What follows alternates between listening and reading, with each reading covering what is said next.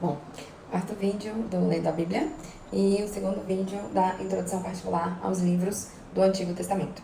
Agora vamos falar sobre Gênesis. O livro Gênesis, ou livro das origens, é a palavra pela qual começa o texto sacro. Contém tradições da mais remota antiguidade. Utilizou-se seu redator de fontes de origens diversas, as quais, por vezes, apresentam algumas divergências. Não se trata de um verdadeiro livro de história, ao menos não no sentido em que entendemos hoje como história, nem tampouco de um manual de história natural com a finalidade de expor as origens do mundo e da humanidade.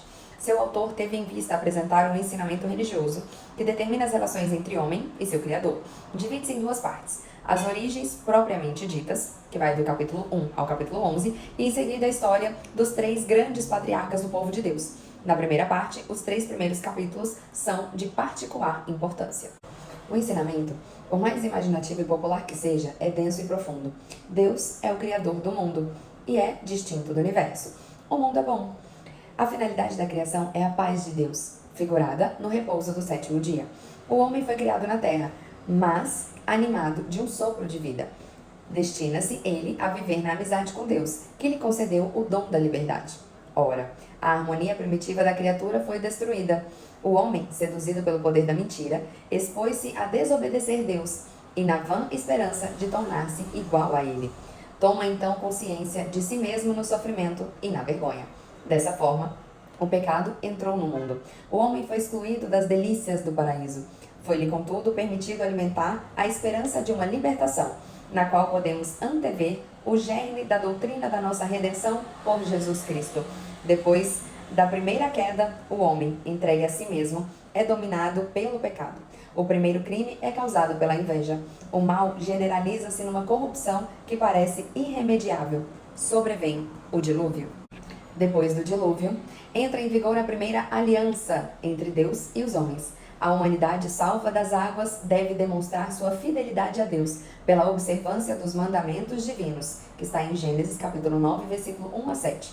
A narração da Torre de Babel e a confusão das línguas é a divina resposta à negligência humana em observar as cláusulas da aliança. O homem quase que volta ao caos primitivo.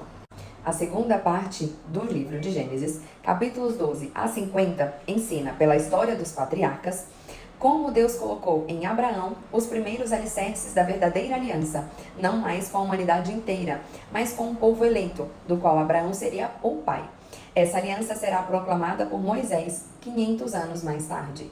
Vamos nos aproximando do ano 2000 a.C. Abraão, pagão de origem, guiado por Deus, deixa a sua terra natal e vem estabelecer-se na Palestina. Aí ele recebe as promessas divinas. Será o pai de um povo numeroso e abençoado. A aliança consistirá na fidelidade que o povo saído de Abraão deverá guardar para com Deus. Como sinal dessa aliança, foi instituído o rito da circuncisão para sempre. Por outro lado, Abraão é chamado a testemunhar sua fé, prova de excepcional importância, o sacrifício do Filho único, no qual repousava a promessa divina. Abraão, depositário das promessas da aliança, viveu pela sua virtude sob o signo das bênçãos do Senhor e merecerá ser chamado o pai dos crentes. Isaac e Jacó aparecem em seguida, e principalmente neste que se fixa a livre escolha de Deus. Jacó, homem cheio de defeitos, é, entretanto, o elo que levará às gerações futuras a bênção divina. Ele recebe um novo nome, Israel, e torna-se um homem novo. Entre seus filhos, José, apesar de suas vicissitudes, torna-se o titular da eleição e da bênção divina, que se realiza fora da lógica dos planos humanos. A segunda parte do livro de Gênesis propõe, portanto, um ensinamento relativo à missão do povo eleito. Esse deve voltar ao seu Deus pela esperança de uma libertação futura, consoante à promessa divina e pela fidelidade aos seus mandamentos. Bom, hoje estou com uma roupinha diferente, que ontem não deu para fazer o momento aprendizagem e adivino da palavra de Deus, então vamos fazer hoje. Sacro significa relativo ao que é divino, a religião, aos rituais e ao culto, sacramento, santo, digno de respeito, veneração. Vã, inútil, baldado, sem valor, ilusório, sem fundamento real. Tanto que geralmente usam aquela frase, né? A sua vã filosofia, um pensamento que é seu, que não tem fundamento teórico, embasamento. Antever, ver antes, com antecedência, imaginar o que vai acontecer, né? Imaginar algo, perceber a probabilidade de algo acontecendo, adivinhar, pressagir, prever, ter um presságio de alguma coisa, né? Germe tem um significado biológico, né, que é o estágio inicial do desenvolvimento de um organismo ou micro-organismo, e tem o significado bíblico, que é o início ou princípio de algo, de uma causa, do surgimento de alguma coisa. Né? Eles usam esse termo germe para justificar o surgimento de alguma causa, certo? Sobrevém, vir, ocorrer, suceder, acontecer. Pagão, que ou aquele que não foi batizado, adepto a qualquer religião que não adota o batismo e nem o politeísmo. Batismo, primeiro sacramento do cristianismo, que apaga os pecados originais e confere a este o caráter de cristão. Cristão, aqueles que professam a religião de Cristo, propagam, evangelizam a religião de Cristo. Politeísmo, sistema ou crença religiosa que admite mais de um Deus. Circuncisão, retirada cirúrgica do prepúcio, praticada por razões higiênicas e ou religiosas. Peritomia, prostectomia, ostetomia.